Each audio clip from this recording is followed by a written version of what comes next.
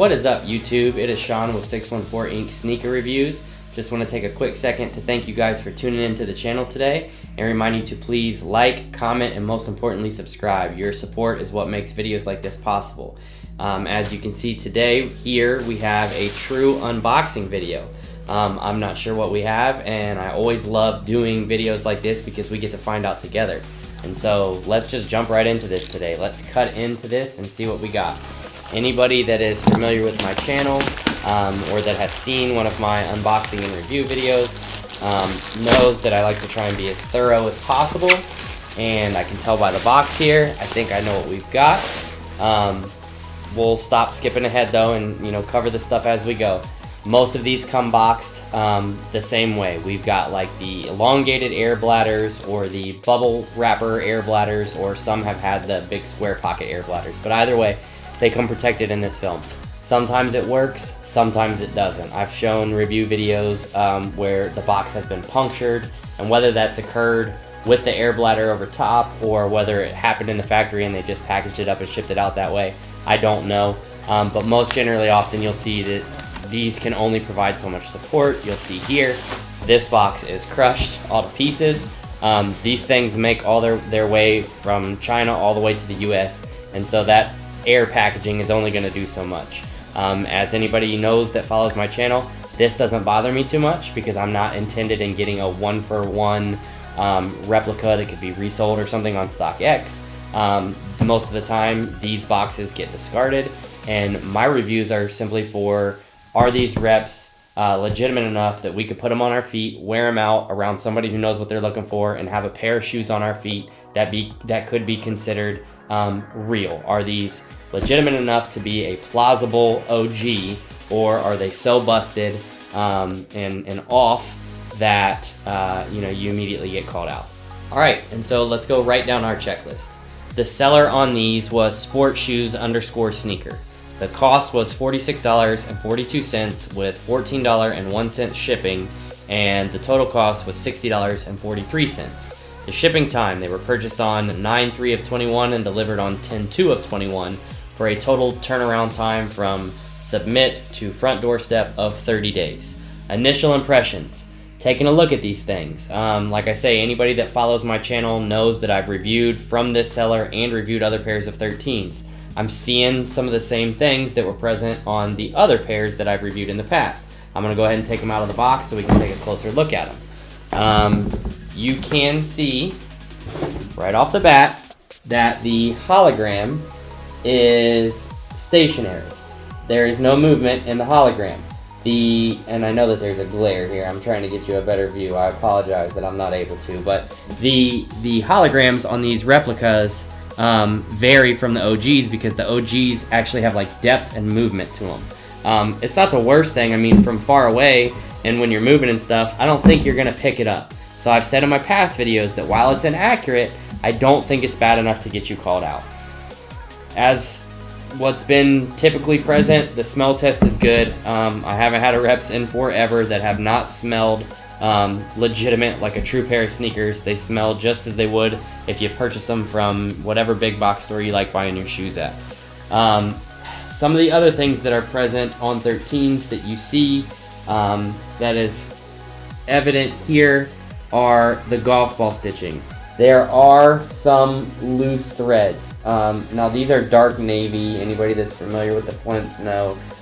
So it is creating like some shadow and it's hard to see, but there is a decent amount of loose stitching present on what I refer to as the golf ball pattern.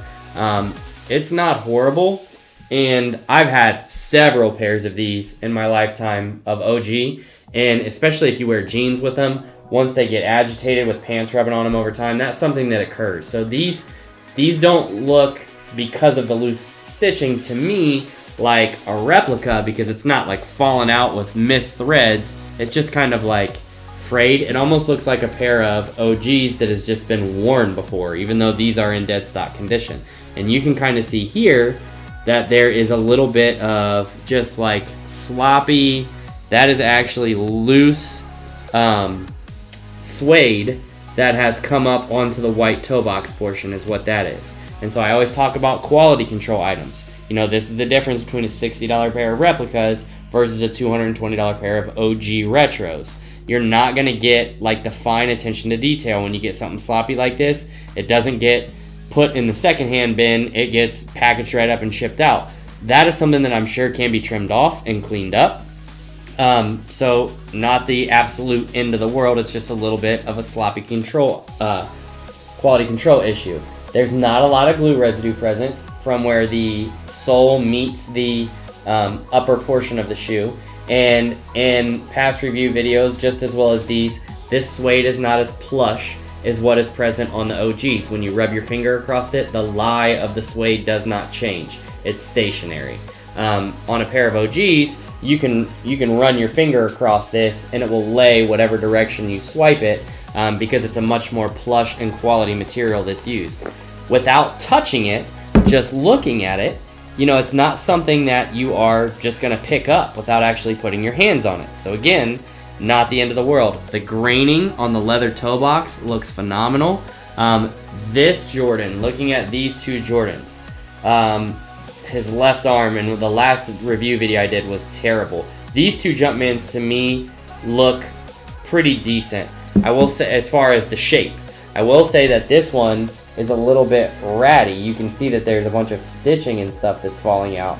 Again, you know, that can happen from pants over time on a pair of like legitimate Jordans. Agitating and rubbing on the Jordan Jumpman logo causes some stitching to come loose. And so, you know, again, to me, that's not something that's going to get you called out. It's something that looks like, again, these have been worn even though they're in dead stock condition, and maybe a pair of jeans has agitated them over the years. The shape and profile of those two Jumpmans is pretty decent to me. The overall shape of the shoe and the overall weight of the shoe, these are a little bit lighter. I've talked to in previous review videos, they use cheaper materials when they put these together that are not as dense and not as cushy, and so the weight of your shoe tends to be lighter than a true pair of OGs. You are not going to get called out. Nobody's going to weigh your shoes or whatever, but just be conscious that if you buy a pair of these reps, they're probably not going to last as long as a pair of OG Jordans would, because they're just not as well built. That said, I'm not seeing anything here. There's a picture of the bottom, and this is actually pretty decently centered, this Jumpman. On the He Got Games I did, it's a little bit off center, but I don't get too hung up on the bottoms, because when you're out and you're wearing these, no one's ever going to call you out on the bottom of your sneakers because they're not going to see them. And so really I focus from the sole up, and we're not seeing a lot of imperfections here on these or anything to note of that I think is going to get you called out. Here's a really bad string, if the camera will pick it up, like a really big piece of string hanging off the shoe. Again, that can get clipped off, but it's just like the little attention to detail and the quality control items that are what separate the materials used, and then, you know, some fine little nuances here that separate a pair of, you know, $60 replicas from $220 OGs. The other thing too that I'll make note of is these tongues on these replica 13s, they're not as rigid as the tongues on the OG 13s. It's not something you can visually see, but when you pull the tongue to, like, you know, put the shoe on your foot, it's something that you can feel. And so, like I say, over time, you know, maybe wearing a pair of these reps 10 times might be the equivalent of wearing a pair of OGs 30 times as far as how much wear these show and how quickly they start to get worn out. But, you know, just looking at these right now, they look pretty good. I mean, everything that's supposed to be there is there, as far as, like, you know, the iridescent, like 3M material behind the blue, it's present. You know, I'm going to step away like I always do, put them on my feet for about an hour, put some miles on them, make sure the arches are in the right spot, make sure they feel right. I'm going to put a flashlight on this 3M material, make sure that it actually reflects light, and take a really, really close look at these and see if there's any other imperfections that I didn't initially notice, and come back to you guys with that information. All right, see you in a minute. All right, I am back. I had these on my feet for about an hour, walking around the house, doing normal day-to-day activity in them, and they feel pretty solid. There is a definite difference in feel from the OGs because, like I say, they are lighter. They are a little bit more receptive to, like, bending and squishing, I guess, for lack of a better word, because they are not made with the quality materials that a pair of 13s are, but it still is a very solid shoe. So going right back to our checklist, the 1 to 10 quality rating on these, I'm gonna go ahead and give them a 9.5. The half-point deduction on these is for the loose threads in the Jumpman logo and some of the loose stitching on the blue golf ball print. Again, it is a pretty well-made shoe. I don't think that you're gonna get called out for either of those imperfections that I just noted, and I'm gonna go ahead and, like I say, give it a 9.5 on the quality rating. Any major differences from OG that I noticed after stepping away and really kind of going over it, you know, with a microscope? Right here. I did not initially notice this on the initial impressions because, like I say, that's why I like to step away and look at them real close, because you don't always get your attention grabbed by something. But I don't know if you guys caught it already, but you can see that this rubber portion on the sole here really angles upward as it goes across the shoe. The OGs, it's more of like a straight transition. It doesn't have this really exaggerated upward, you know, slant to it. And so to me, that is a big difference, the most visible difference, even beyond the hologram not having the movement, from a pair of OGs. I think you're gonna have to get somebody that is like super duper, especially when they're on your foot and you're walking, super familiar with these shoes, that's gonna have that immediately grab their attention. It is a definite different component to these replicas than a pair of OG retros, but again, side profile, you don't pick it up. Inside profile, you don't pick it up. It's when you're looking at them straight on, but when you're walking and you're standing around, I don't think it's something that is going to, I mean, if you had a pair of OG retros right next to these, you're definitely going to be able to spot that difference. But without the comparison, you know, it's not like something's missing.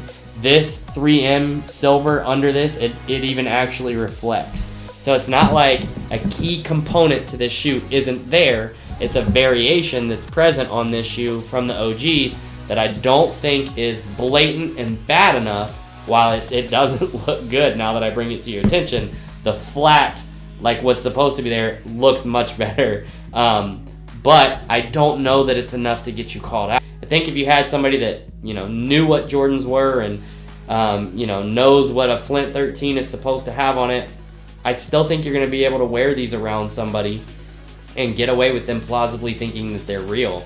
And so because of that, I'm going to have to go ahead and give these a pass grade. I think it's definitely bordering, you know, you got to, depending on who you wear them around and how in tune they are with Jordans, you know, I think this is one of the ones that like teeters the fence that could go either way, but I don't think that's bad enough. It's not like something's completely missing from the shoe. It's just a difference to get you called out.